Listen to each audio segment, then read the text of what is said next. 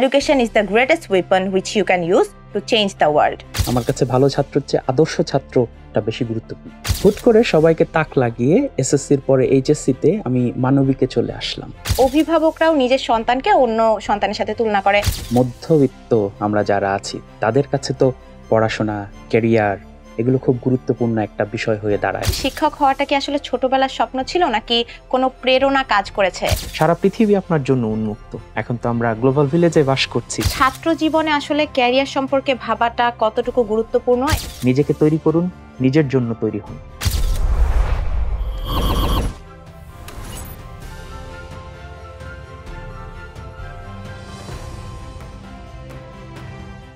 সুপ্রিয় শিক্ষার্থীবৃন্দ, আসসালামু আলাইকুম। সমাজে প্রচলিত একটি প্রবাদের সাথে আমরা সকলেই পরিচিত, শিক্ষাই জাতির মেরুদণ্ড।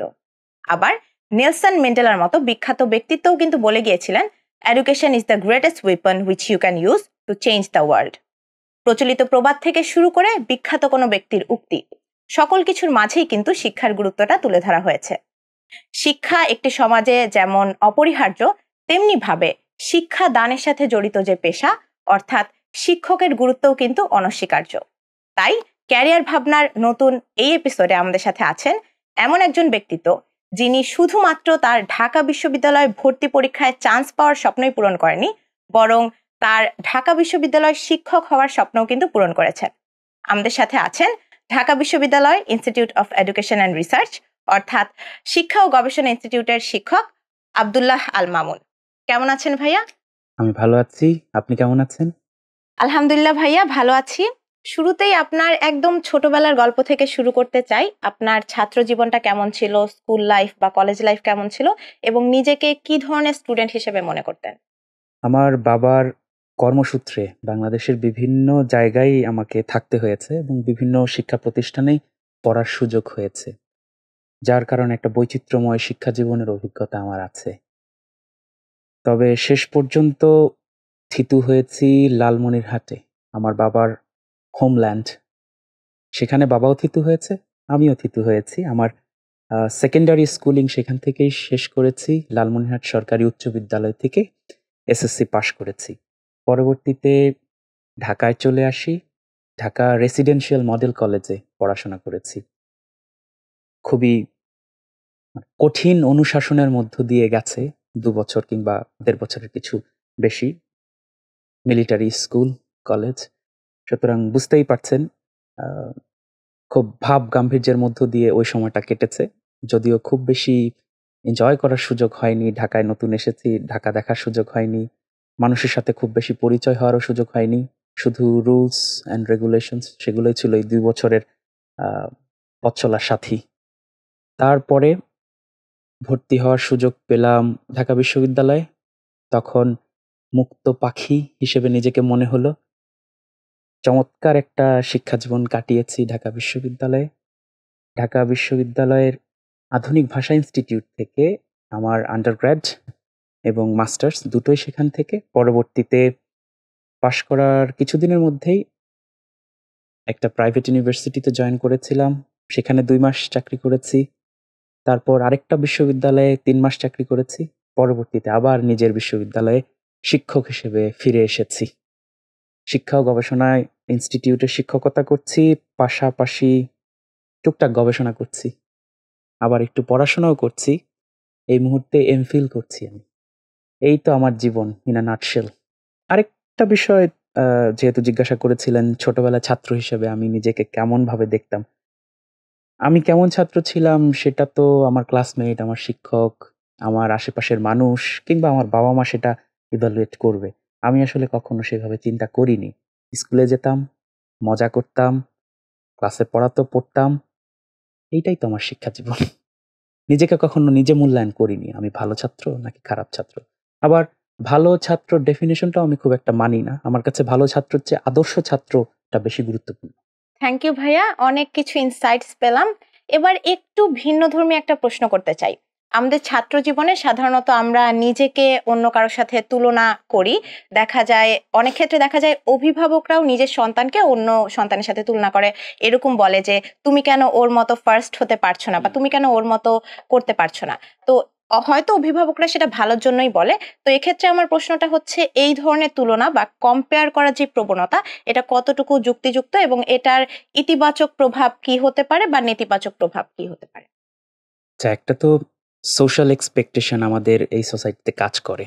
বিশেষ করে মধ্যবিত্ত আমরা যারা আছি, তাদের কাছে তো পড়াশোনা, ক্যারিয়ার এগুলো খুব গুরুত্বপূর্ণ একটা বিষয় হয়ে দাঁড়ায় একটা সময়। সেই চিন্তা থেকেই হয়তোবা বাবা-মাও চায়, সমাজ যাকে ভালো বলে, বড় বলে, আমার সন্তানও সেরকমই কিছু একটা হবে। আমার পরিবার যে বলেনি, সমাজের কথা চিন্তা করে আমাকে অনেক ধরনের ইনস্ট্রাকশন দেয়নি এমন না, দিয়েছে। সেটার পেছনে অবশ্যই মহৎ উদ্দেশ্য ছিল। আমি যাতে পড়াশোনায় একটু সিরিয়াস হই, আমি যাতে আমার কেরিয়ার নিয়ে সিরিয়াস হই সেটাই। তবে আ আমি যেই ব্যাপারে সৌভাগ্যবান সেটা হচ্ছে অতিমাত্রায় কখনোই প্রেশার অনুভব করিনি আমার পরিবারের কাছ থেকে। ফ্রিডম দিয়েছে, গাইড দেওয়ার চেষ্টা করেছে, পাশাপাশি ফ্রিডমও আমাকে দিয়েছে। তুমি যা হতে চাও, তোমার যা করতে ভালো লাগে সেটাই করো। আমাদের হয়তোবা কথাবার্তায় আসবে, কথা প্রসঙ্গে পরবর্তীতে এই বিষয়টা আসবে। ১ম এ একটু যদি বলে রাখি তাহলে হয়তোবা আলোচনায় সুবিধা হবে পরবর্তীতে। যেমন আমি স্কুলে বিজ্ঞান বিভাগের ছাত্র ছিলাম এবং সোশ্যাল ডেফিনিশন অনুযায়ী আমি ভালো ছাত্রই ছিলাম। সবাই আমাকে ভালো ছাত্রই মনে করত। হুট করে সবাইকে তাক লাগিয়ে এসএসসির পরে এইচএসসিতে আমি মানবিকে চলে আসলাম। এই যে সিদ্ধান্ত নেওয়ার পিছনে তো কারণ ছিল, সেটা আমরা পরবর্তীতে কথা বলবো, আলোচনা করব। কিন্তু এই যে সিদ্ধান্তটা আমি নিলাম, এত বড় সিদ্ধান্ত নিজের জীবনের জন্য, আমার পরিবারের কাছ থেকে কিন্তু কোনো বাধা পাইনি। সেই জন্য আমি সৌভাগ্যবান। আমি যা চেয়েছি সেটাই করছি, সেটাতেই আছি। ধন্যবাদ ভাইয়া। এবার জানতে চাই, শিক্ষক যে হয়েছেন এখন, শিক্ষক হওয়াটা কি আসলে ছোটবেলার স্বপ্ন ছিল নাকি কোনো প্রেরণা কাজ করেছে শিক্ষক হওয়ার পেছনে? আচ্ছা। আ এর পেছনে তো কয়েকটি কারণ আছে। প্রথমত আমি হচ্ছি আমার পরিবারের 3rd জেনারেশন শিক্ষক। আমার দাদাও শিক্ষক ছিলেন, আমার বাবাও শিক্ষক ছিলেন, আমিও শিক্ষকতা করছি। আ একটা সময় পর্যন্ত আসলে বুঝতামই না শিক্ষকতার বাইরে কোনো প্রফেশন আছে কিনা। তো ছোটবেলা থেকেই স্বপ্ন দেখেছি, ইচ্ছা ছিল শিক্ষকতা করব। তবে ছোটবেলায় আরো কিন্তু মজার ইচ্ছে হতো আমার। যেমন যখন আমাদের বাসা থেকে রেল স্টেশন খুব বেশি দূরে না। যখন দেখতাম একটা রেলগাড়ি অপ্রতিরোধ্য গতিতে এগিয়ে আসছে, কারো ক্ষমতা নেই সেটাকে আটকানোর, তখন ইচ্ছে করত রেলগাড়ির ড্রাইভার হব। এর চেয়ে শক্তিশালী মানুষ আর কি আছে? তো আস্তে তো মানুষের ইচ্ছার পরিবর্তন ঘটে, স্বপ্নের পরিবর্তন ঘটে। ছোটবেলা থেকেই মোটামুটি ঠিক করে ফেলেছিলাম যে শিক্ষকতাই করব। আর একটা বিষয় যখন দেখেছি বাবাকে যেভাবে সবাই সম্মান করে, দাদাকে যেভাবে সম্মান করে, সবাই যেভাবে তাদেরকে দেখে, সেটা আমাকে খুবই আশ্চর্য করত, অবাক করত। তো সেই সম্মানটা আসলে পেতে চেয়েছিলাম হয়তোবা। এইজন্যই শিক্ষকতায় আসা। শেষ পর্যন্ত শিক্ষকতায় এসেছি। I am leaving my dream. ভাইয়া, আপনার ছোটবেলা থেকেই তাহলে স্বপ্ন ছিল শিক্ষক হওয়ার। এক্ষেত্রে আমার প্রশ্ন, ছাত্র জীবনে আসলে ক্যারিয়ার সম্পর্কে ভাবাটা কতটুকু গুরুত্বপূর্ণ? এবং অনেক ক্ষেত্রে দেখা যায় আমাদের যে বিভাগ নির্বাচন, মানে আমরা সায়েন্সে পড়বো নাকি কমার্সে পড়বো নাকি আর্টসে পড়বো, সেটা অনেক ক্ষেত্রে কিন্তু ভবিষ্যতের ক্যারিয়ার নির্ধারণে একটা গুরুত্বপূর্ণ ভূমিকা রাখে। তো সেক্ষেত্রে আপনার মতামতটা কি এবং এই ধরনের সিদ্ধান্ত গ্রহণের ক্ষেত্রে আসলে শিক্ষার্থীদের কোন জিনিসগুলো মাথায় রাখা উচিত? অবশ্যই তো ছাত্র জীবন থেকেই চিন্তা করতে হবে আমি কি করতে চাই এবং কি করব। সেটা মুখ্য বিষয়। আমরা ছোটবেলা থেকে তো রচনা লিখেছি, রচনা পড়েছি, মাই এইম ইন লাইফ। আমি এটা হতে চাই, ওটা হতে চাই। আমি কিন্তু ব্যাপারটাকে এভাবে দেখি না। একটু যদি উদাহরণ দিয়েই ব্যাপারটাকে বোঝানোর চেষ্টা করি। আমার কিন্তু আসলে গোল শিক্ষক হওয়া না। আমি মিশনকে প্রাধান্য দিতে চাই না। আমার কাছে গুরুত্বপূর্ণ বিষয় হচ্ছে ভিশন। শিক্ষক হয়ে কি করব? আমি আমার এই ক্ষুদ্র জীবনে ২৭-২৮ বছরের জীবনে যা শিখেছি, যা পড়েছি, যা বুঝেছি সেটা আমি মানুষকে জানাতে চাই। সেটা বোঝাতে চাই। আমার মনে হয়েছে সেটার জন্য খুব গুরুত্বপূর্ণ একটা জায়গা হতে পারে ক্লাসরুম। আমি আমার চিন্তাগুলোকে স্প্রেড করতে চাই। সেটাই হচ্ছে আমার আসল মিশন। আমি মিশনকে পছন্দ করি না। আমি শিক্ষক হব, শিক্ষক হয়ে গেলাম, দ্যাটস ইট। তাহলে তো মানে সবকিছু শেষ হয়ে গেল। হ্যাঁ? আমি এখনো আমার ভিশনের দিকে আগাচ্ছি। জানি না কতটুকু পারছি, সেটা চেষ্টা করছি। শিক্ষা জীবন থেকেই শুরু করা উচিত, চিন্তা করা উচিত আমি কি করতে চাই। সেজন্য বললাম আমি কি করতে চাই। আমি কি হব সেটা গুরুত্বপূর্ণ বিষয় না। যদি আমি বুঝতে পারি আমি কি করতে চাই, সেই অনুযায়ী প্রিপারেশন নেওয়ার সময়টাই তো শিক্ষা জীবন, তাই? একজনের খুব গুরুত্বপূর্ণ একটা কথা আমার খুব ভালো লাগে, ডেভিড ফ্রস্ট, ব্রিটিশ সাংবাদিক, খুব বিখ্যাত সাংবাদিক। উনি বলেছে যে don't go for the success, do whatever you like or love, success will come. বুঝতে পেরেছেন? যেটা আমি বললাম প্রথমে, মিশন আসলে মুখ্য বিষয় না, ভিশন দেখতে হবে। ভিশনের ব্যাপারে ক্লিয়ার হতে হবে। আরেকটা বিষয় যে এই যে ধরেন আমি আজকে আসলাম কেরিয়ার ভাবনা নিয়ে কথা বলছি আপনাদের সাথে শিক্ষার্থীদের উদ্দেশ্যে, যারা এই মুহূর্তে খুবই পাজলড আছে, কি করবে, কি হবে। আমি তো এখানে কিঞ্চিত পরিমাণে মোটিভেশন দিতে এসেছি, তাই না? কিন্তু আমি মোটিভেশনকে ঠিক যেভাবে বুঝি, আমাদের সোসাইটিতে যেভাবে বোঝা হয়, আমি সেভাবে দেখতে চাই না। আমার কাছে মোটিভেশনটা হচ্ছে আমার নিজের কাছে ক্লারিফিকেশন অফ মাই ভিশন, আমার রিয়ালাইজেশন প্রসেস।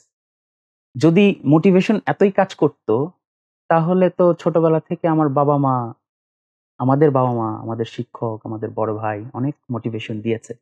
সবাই কি সাকসেসফুল হচ্ছে?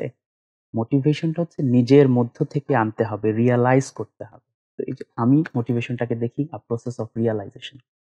সেটার জন্যই এসেছি, মোটিভেট করার জন্য হয়তো আসিনি। জি ভাইয়া, মোটিভেশন সম্পর্কে জানলাম, একটু সেলফ রিয়েলাইজেশন সম্পর্কেও জানলাম। তো এক্ষেত্রে আরেকটু বিষয় জানতে চাই যে ছাত্র জীবনে সাধারণত আমাদের অনেক মজার কোনো অভিজ্ঞতা থাকে বা অনেক বড় কোনো ঘটনা থাকে যেটা আসলে আমাদের এই যে সেলফ রিয়েলাইজেশনটাকে আসলে আমাদের উদ্দীপিত করে। তো এক্ষেত্রে আপনার জীবনে কি কোনো মজার অভিজ্ঞতা বা এরকম কোনো ঘটনা আছে কিনা যেটা আসলে আপনার সিদ্ধান্ত নেওয়ার ধরনকে একদম মোড় ঘুরিয়ে দিয়েছিল বা টার্নিং পয়েন্ট ছিল আপনার জন্য? তা মজার অভিজ্ঞতা বা ঘটনা যেটা আমার জীবনকে ঘুরিয়ে দিচ্ছে সেরকম কোনো ঘটনা এই মুহূর্তে মনে পড়ছে না। কিন্তু একটা দুঃখের ঘটনা ডেফিনিটলি আছে। আ আমার বাবার মৃত্যু। আমি যখন ইউনিভার্সিটি 2nd ইয়ারে পড়ি, তখন আমার বাবা মারা যায়। এবং আমি পরিবারের বড় সন্তান হওয়ায় অনেকগুলো দায়িত্ব আমার কাঁধে বাই ডিফল্ট চলে আসে। এবং যেই দায়িত্বগুলো আমাকে আরো বেশি সিরিয়াস করে ফেলেছে। একটা সময় হয়তোবা ভবের মানুষ ছিলাম। বাবার মৃত্যু আমাকে কিছুটা বাস্তবতায় নিয়ে এসেছে এবং আমি তখন সিরিয়াসলি চিন্তা করতে শুরু করলাম যে আমার ক্যারিয়ার আমি কিভাবে গড়বো? আমার ক্যারিয়ার তাড়াতাড়ি করতে হবে। একটা ভালো জায়গায় যেতে হবে। সেই ভালো জায়গায় যেতে হলে আমার কি, কি দরকার এই মুহূর্তে? সেই প্রিপারেশনটা তখন থেকে নেওয়া শুরু করলাম। তো আমার বাবার মৃত্যুটা আমার জীবনের একটা টার্নিং পয়েন্ট। ভাইয়া, এবার জানতে চাই আপনার বিশ্ববিদ্যালয়ের ভর্তি প্রস্তুতি সম্পর্কে। কোনো কি স্পেসিফিক স্ট্র্যাটেজি কি ফলো করা হয়েছিল কিনা? যেটা হয়তো আপনার ক্যারিয়ারে আপনার এই যে শিক্ষক হয়েছেন, সেক্ষেত্রেও হয়তো সহায়তা করেছে। তো এরকম কোনো স্ট্র্যাটেজি থাকলে পড়াশোনা সম্পর্কে সেটা একটু জানাবেন। একটা বিষয় আমার মধ্যে ছোটবেলা থেকেই ছিল। পড়াশোনা করা। পড়াশোনার অভ্যাসটা আমার ছোটবেলা থেকে ছিল। আমি আ আরেকটা বিষয়ের জন্য আমার বাবা-মাকে বিশেষভাবে মনে করতে চাচ্ছি এই মুহূর্তে। আমাকে পড়ার একটা পরিবেশ দিয়েছে। আমাদের বাসায় অনেক বই ছিল আমার বাবার। সেগুলো ছোটবেলা থেকেই পড়েছি। পত্রিকা তো পড়তামই। এর কারণে আমি আমার বন্ধু-বান্ধবের অনেকের চাইতেই সাধারণ জ্ঞানে অনেক বেশি এগিয়ে ছিলাম। যেটা আমার বাড়তি আসলে প্রিপারেশন নিতে হয়নি খুব বেশি। আরেকটা বিষয় যেটা ছিল আমার বাংলা এবং ইংরেজি এ দুটো বেশ ভালোই ছিল। সেটা আমার শিক্ষকদের কাছ থেকে শুনেছি পরবর্তী সময়ে। হ্যাঁ? তো আমার এই যে স্কুলিংটা হয়েছে বাংলা, ইংলিশের ভিত্তি, গাঁথুনিটা যে হয়েছে আমার স্কুলে, সেটাই আমাকে পরবর্তীতে সাহায্য করেছে। অ্যাডমিশনের সময় অবশ্যই রেগুলারিটি মেইনটেইন করেছি। যেই ধরনের সিলেবাস ছিল, যেই আকার, বিশাল বড় সিলেবাস, সেটা আস্তে আস্তে পড়ার চেষ্টা করেছি। কাভার করার চেষ্টা করেছি। কাভার তো না, আমরা তো সবকিছুই ওই আমাদের ইন্টারমিডিয়েট লেভেলের মধ্য থেকেই পড়ে ফেলি, তাই না? পরবর্তীতে একটু ব্রাশ আপ করা মেমোরিটা, সেটাই করেছি। নতুন করে আসলে পড়ার খুব বেশি কিছু ছিল না। এই তো, আমার আলাদা করে কোনো স্ট্র্যাটেজি বলার কিছু নাই, আমি কনসিস্টেন্ট ছিলাম। ভাইয়া, স্টুডেন্ট লাইফে আমাদের 3টা অপশন থাকে, সায়েন্স, কমার্স অথবা আর্টস। তবে সমাজে একটা বদ্ধমূল ধারণা থাকে যে কোনো বিভাগ হয়তো অন্য বিভাগের থেকে বেশি গুরুত্বপূর্ণ। এক্ষেত্রে প্রতিটা বিভাগই যে ভিন্ন এবং সমান গুরুত্বপূর্ণ সেটা আমরা অনেকেই উপলব্ধি করতে পারি না। তা সম্পর্কে আপনার মতামতটা একটু জানতে চাই। খুবই ইন্টারেস্টিং কোয়েশ্চেন। আমাদের সমাজে যেমন বিউটি স্ট্যান্ডার্ড আছে, ফর্সা হলেই সুন্দর, ঠিক ওই রকম পড়াশোনায়ও আছে। সায়েন্স মানে ভালো, ভালো স্টুডেন্ট। সায়েন্সের স্টুডেন্ট মানে মেধাবী স্টুডেন্ট। প্রচলিত প্রচলিত হলেই যে সত্য হবে সেরকম না। আমাকে তো অনেকেই মেধাবী মনে করে। আমি তো জীবনের একটা সময়ে মানবিকে চলে আসলাম, এখনো মানবিকে আছি, খেয়ে পড়ে বাঁচছি। তাহলে কি সেই প্রচলিত ধারণা কিছুটা মিথ্যা প্রমাণিত হয় না?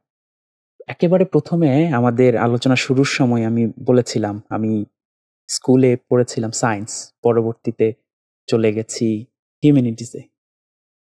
এর কারণ কি? আমার একেবারে ছোট থেকেই সাহিত্যের প্রতি ঝোঁক ছিল, রাজনীতির প্রতি ঝোঁক ছিল, ইতিহাসের প্রতি ঝোঁক ছিল। সবসময় আমাকে মানবিক টানতো। এসএসসিতে ভালো পজিশন ছিল, মানে পুরো বোর্ডে ১৬তম হয়েছিলাম। তো একেবারে খারাপ বুঝতাম না, বেশ ভালোই বুঝতাম। তারপরেও আমি সবাইকে বেশ অবাক করেই চলে আসলাম মানবিকে। কেন এসেছি? এর কারণ হলো আমার প্যাশন। আমার প্যাশন ছিল আমি ইতিহাস পড়তে চাই, ইতিহাস জানতে চাই। আমার প্যাশন ছিল আমি সাহিত্য পড়তে চাই। সেই জায়গা থেকে আমি চলে এসেছি। তো স্টুডেন্টরা কিছুটা পাজল থাকে, সোসাইটি দ্বারা ইনফ্লুয়েন্সড হয়, তার আত্মীয়-স্বজন দ্বারা ইনফ্লুয়েন্সড হয়। কিন্তু একটা বিষয়ে স্ট্রিক্ট থাকা উচিত নিজের ক্ষেত্রেই, নিজের ভালোর জন্যই। আমি কি করতে পছন্দ করি?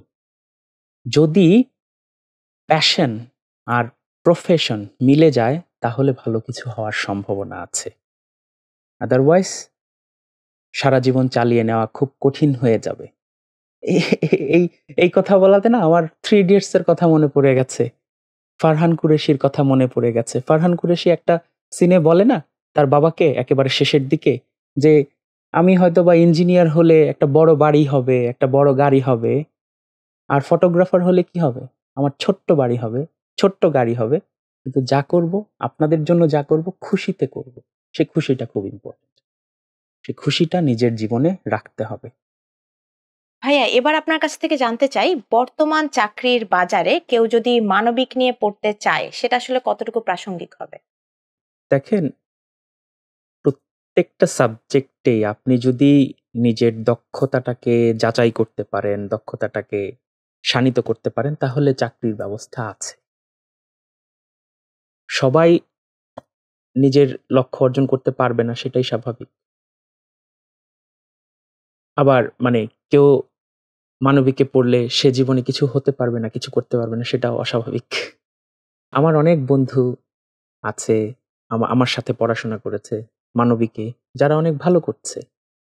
আবার আমার অনেক বন্ধু আছে যারা বিজ্ঞানে পড়াশোনা করে ইঞ্জিনিয়ার হয়েছে, ডাক্তার হয়েছে, কিন্তু এখন খুব স্ট্রাগল করছে নানা কারণে। সেটাও আছে। তাহলে সাবজেক্ট, ডিসিপ্লিন কি আসলে সাকসেসকে ডিফাইন করে? ব্যাপারটা সেটা না। আপনার জীবনে আপনার সাকসেস হবে আপনি যা করছেন, সেটাতে কতটুকু এক্সপার্টিজ অর্জন করেছেন এবং সেটা কতটুকু এপ্লাই করতে পারছেন ইফেক্টিভলি, সেটার উপরে সাকসেস ডিপেন্ড করছে। আমাদের বাংলাদেশে এখন পর্যন্ত মানবিকের অনেক সুযোগ আছে। সুযোগ নাই যারা বলে, তারা হয়তোবা ঠিকঠাকভাবে ব্যাপারটা বুঝতে পারছে না। মার্কেট অ্যানালিসিস করতে পারেনি হয়তোবা তারা। গড়পড়তায় কিছু একটা বলে দিচ্ছে। কিন্তু আমাদের দেশে এখনো মানবিকের অনেক সুযোগ আছে। মানবিকের সবচেয়ে বড় সুযোগ শিক্ষকতা করা। আমাদের দেশে অনেক ছাত্র-ছাত্রী, অনেক শিক্ষা প্রতিষ্ঠান, মানবিকের বেশিরভাগ সাবজেক্টগুলোই তো পড়ানো হয় স্কুল কলেজে। সুতরাং শিক্ষকতায় অনায়াসেই যাওয়া যায়। আর সরকারি চাকরির যে ধরনের বৈশিষ্ট্য, নিয়োগ প্রক্রিয়া, সেখানে তো আহ, মানবিক বিজ্ঞান এগুলো ভ্যারি করে না, ম্যাটার করে না, সবাই অ্যাপ্লাই করতে পারে। মানবিক বিজ্ঞান, ব্যবসা সবাই অ্যাপ্লাই করতে পারে। তাহলে আলাদাটা কি? আমাদের এখন যেটা ট্রেন্ড হয়েছে, সবাই বিসিএস ক্যাডার হতে চায়। বিসিএস ক্যাডারে কি ভ্যারি করে আসলে কোনো বিভাগ? না, যে কেউই হতে পারছে, কোয়ালিফাই করলেই হতে পারছে। তাহলে এই ডিমার্কেশনটা আসলে কেন, কি জন্য করছে, আমরা কি ভেবে করছি, সেটা আমি আসলে ঠিক বুঝতে পারি না। যদি ভালোভাবে পড়েন, নিজেকে তৈরি করেন, মানবিক থেকে হোক, বিজ্ঞান থেকে হোক, ব্যবসা শিক্ষা থেকে হোক, আপনি সাকসেসফুল হবেন, ভালো কিছু করবেন। ধন্যবাদ ভাইয়া এত সুন্দর করে আসলে আমাদেরকে বোঝানোর জন্য। এবার আরেকটু জানতে চাই যে মানবিকে পড়ে আর কি কি সম্ভাবনা আসলে আছে, স্টুডেন্টদের ভবিষ্যৎ কি কি সম্ভাবনা আছে সেটি সম্পর্কে একটু জানাবেন। কিছু আলোচনা তো আমাদের হয়েই গেছে, মানবিকের সম্ভাবনা কি আছে আমাদের এই দেশে। শিক্ষকতার কথা তো আমি বললামই, সে শিক্ষকতা কিন্তু সব পর্যায়ে, একেবারে প্রাইমারি, সেকেন্ডারি, কলেজ এবং ইউনিভার্সিটি পর্যায়ের শিক্ষকের কথা আমি বলছি। বুয়েটে একজন পড়লো, পড়ে বুয়েটের শিক্ষক হলো। বাংলাদেশের প্রেক্ষাপটে, বাংলাদেশের আর্থসামাজিক পরিস্থিতিতে সে বেশ ভালো করেছে, আমরা সবাই ধরে নেই। তো একজন মানবিকে পড়ে, মানবিকের কোনো একটা বিভাগে পড়ে সে যদি বিশ্ববিদ্যালয়ের শিক্ষক হতে পারে, সেটাও তো ঠিক সমান সম্মানেরই। তো হতাশ হওয়ার কিছু নাই। আপনার যদি আগ্রহ থাকে মানবিকের কোনো একটা বিভাগে, সেখানে আপনি পড়তে পারেন এবং সেখান থেকেই চমৎকার একটা ক্যারিয়ার তৈরি করতে পারেন। বাংলাদেশের কথা একটু তাহলে সাইড করে রাখি। সারা পৃথিবী আপনার জন্য উন্মুক্ত। এখন তো আমরা গ্লোবাল ভিলেজে বাস করছি, তাই না? আমরা গ্লোবাল সিটিজেন। আমরা শুধুমাত্র যে বাংলাদেশী নাগরিক এরকম না, আমরা বৈশ্বিক নাগরিক। সারা পৃথিবীতে আমাদের কাজের অপশন আছে। কেউ যদি এখানে ভালোভাবে পড়াশোনা করে চায় আমি আরো বেশি শানিত করব আমার দক্ষতাকে, আমার নলেজকে, তাহলে সে বাইরে যেতে পারে, বড় বড় ডিগ্রি নিয়ে আসতে পারে, সেখানে কাজ করতে পারে, আবার দেশে ফিরে আসতে পারে। বাংলাদেশেও অনেক কাজের সুযোগ আছে যদি নিজের দক্ষতাটাকে ঠিকভাবে আপনি অর্জন করতে পারেন। অনেক অপরচুনিটিস আছে। হতাশার কোনো কারণ আমি দেখছি না। অসংখ্য ধন্যবাদ ভাইয়া। এবার ভার্সিটি ভর্তি ইচ্ছুক শিক্ষার্থীদের উদ্দেশ্যে যদি কিছু পরামর্শ থাকে। যারা ভর্তির জন্য প্রস্তুতি নিচ্ছেন, আপনারা নিজেকে প্রস্তুত করুন, আপনারা স্বপ্ন দেখুন। আমি সবসময় একটা কথা বিশ্বাস করি, মানতে চেষ্টা করি। নরওয়েজিয়ান একজন লেখক আছে, ইয়োস্তান গর্ডার। উনি বলেছেন, horse is born, man is made. তার মানে মানুষ আসলে তৈরি হয়, সেই তৈরিটা কে করবে? নিজেকে তৈরি করতে হয়। নিজেকে তৈরি করুন, নিজের জন্য তৈরি হন। ধন্যবাদ। সুপ্রিয় শিক্ষার্থীবৃন্দ, এবার আমরা শুরু করতে যাচ্ছি আমাদের র্যান্ডম কোশ্চেন আনসার সেশন। আমি ভাইয়াকে কিছু র্যান্ডম কোশ্চেন থ্রো করবো এবং ভাইয়া এক দু কথায় উত্তর দিবেন। হার্ড ওয়ার্ক নাকি talent? Talent with hard work, তবে আমি প্রিফার করব অধ্যবসায়। নিজের আগ্রহের পেশা নাকি সমাজের চাহিদা অনুযায়ী পেশা? Profession that is complemented by passion. একজন আদর্শ ছাত্রের দুটি গুণ।